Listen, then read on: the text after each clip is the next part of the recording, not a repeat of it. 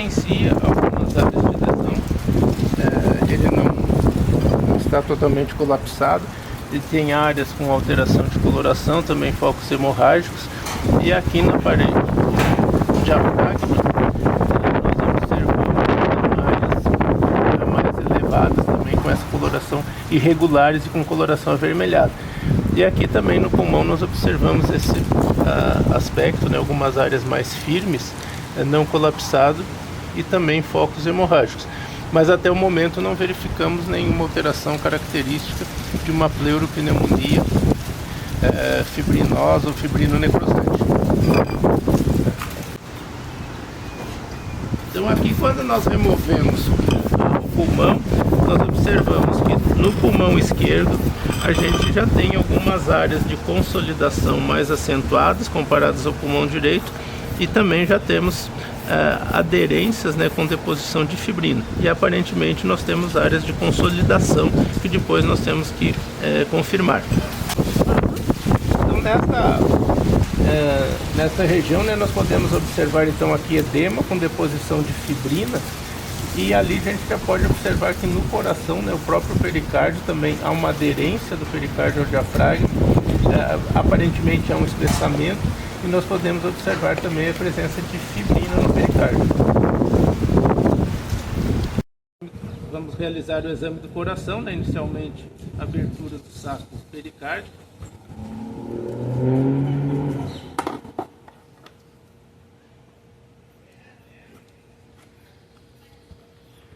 Então nós observamos se havia algum espessamento. Aparentemente não tem espessamento, não tem fibrina, né? Apenas algumas áreas hemorrágicas no saco pericárdico. Lembrando sempre da importância nesses quadros, né, de doença respiratória, do exame tanto macroscópico como microscópico da traqueia. Então aqui nós observamos, né, que a traqueia está toda ela bastante vermelha, né? Isso pode ser resultado tanto de congestão, de hiperemia ou de hemorragia. Sempre a gente tem que tomar cuidado, né, porque se isso aqui tiver lesões necrosantes com fibrina, pode ser um indicativo, né, de uma infecção por herpes vírus bovino, no caso causando um quadro de rinotraqueite. Então aqui, apesar que chama muita atenção, em princípio a gente vê que isso é muito homogêneo, podendo ser uma alteração pós-mortal. A gente não vê áreas de necrose, fibrina, ulcerações, aderências.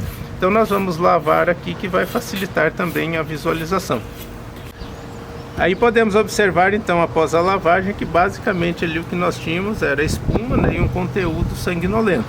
Obviamente que nós vamos coletar esse material para análise histológica, mas em princípio nós não encontramos nenhuma alteração aqui que possa ser enquadrado ou pelo menos suspeitar de algum quadro inflamatório. Tanto o exame então quanto a coleta de material do pulmão, né, aqui nós observamos as áreas de lesão, então nós vamos dar prioridade a essas áreas para coleta para os exames histológicos e também para os exames microbiológicos. Então já pode-se observar, né, a palpação primeiro, que essas áreas elas estão mais firmes, consolidadas. Aqui nós observamos essas áreas amarelas, né, evidenciando a deposição de fibrina. Então nós vamos coletar esses materiais para exames histológicos.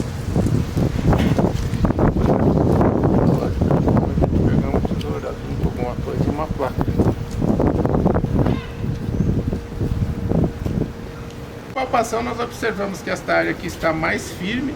Nós já podemos observar que os septos, né, pulmonares estão bastante distendidos, com alterações na coloração, então evidenciando que aqui já há uma área de pneumonia, né, uma área de lesão, né, evidenciando a pneumonia.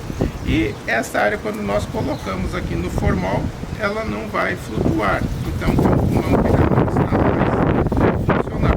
Então esse material é recolhido em formol. Para as coletas de amostras para bacteriologia,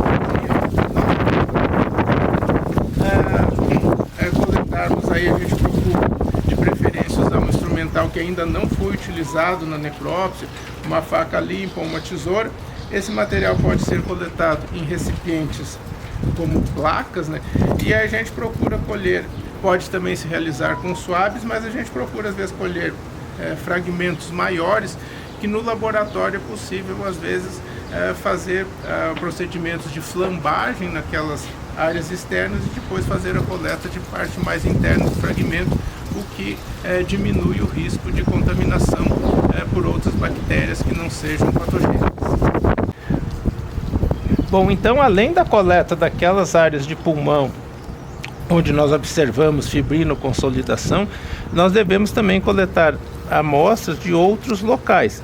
Nesse caso específico, né, porque às vezes aparentemente não tem lesão, mas nesse caso aqui específico, este pulmão não colapsou, a gente pode observar ali que os septos estão distendidos e isso pode evidenciar uma área de pneumonia intersticial.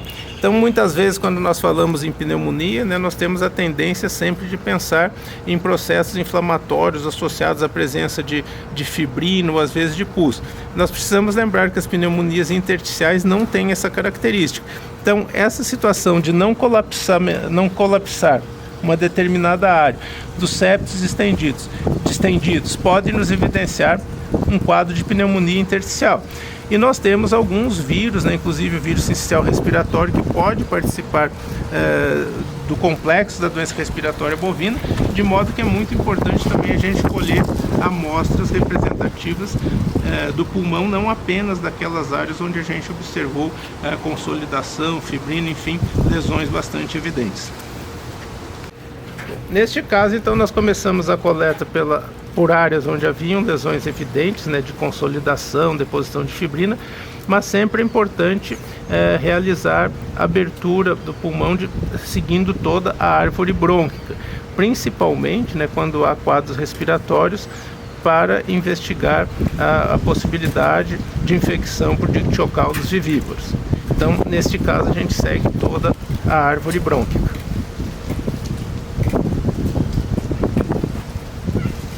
Bom, o material também amostras podem ser colhidas para exames bacteriológicos, né, como suave. Então ali pode-se fazer da parte externa, onde tem a fibrina.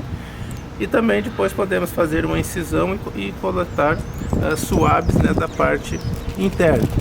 Então essas amostras podem ser encaminhadas para exames tanto bacteriológicos quanto virológicos.